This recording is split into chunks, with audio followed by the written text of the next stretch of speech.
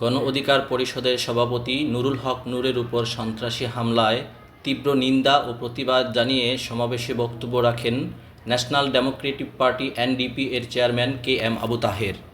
গত 17 বছর যে ফ্যাসিজমের বিরুদ্ধে আমরা আন্দোলন সংগ্রাম করেছি, আওয়ামী লীগ ফ্যাসিজমের দ্বারা এবং এই জাতীয়বাদী সহ তাদের দোসররা সহ বিভিন্ন সময় এই নূরের উপরে প্রায় 17 থেকে 18 বার হামলা করেছিল। কিন্তু আপনারা ইতিমধ্যে দেখতে পেয়েছেন যে এডিসি হারুন পর্যন্ত একবার চেষ্টা করে বিপিনুরকে মেরে ফেলতে চাইছিল।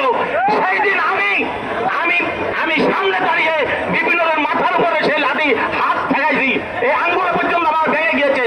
ঠিক গতকালকেই এই আওয়ামী লীগের প্রেতাত্মা, এই জাতীয়বাদী যাকে আমরা নিষিদ্ধ ঘোষণা করতে বলেছিলাম, এই জাতীয়বাদী না থাকলে গত 17 বছরে আমাদের পড়ায় আপনার 15,000 বিরোধী নেতা কর্মীকে হত্যা করেছে জাতীয়বাদী সহযোগিতায়।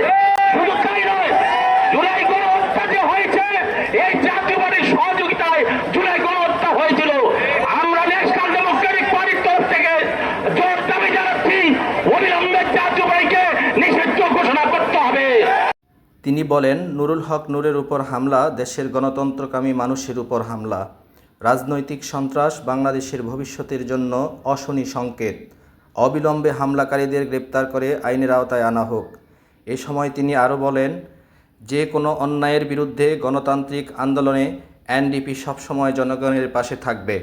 জাতীয়বাদী ষড়যন্ত্রে আজকে যারা বিপিনুরকে আহত করেছেন, যারা আঘাত করেছেন, যারা হামলা করেছেন, সেই সমস্ত আইন শৃঙ্খলা বাহিনী, সেই সমস্ত পুলিশ, সেই সকল সন্ত্রাসীদেরকে অবিলম্বে খুঁজে বের করে গ্রেফতার করতে হবে।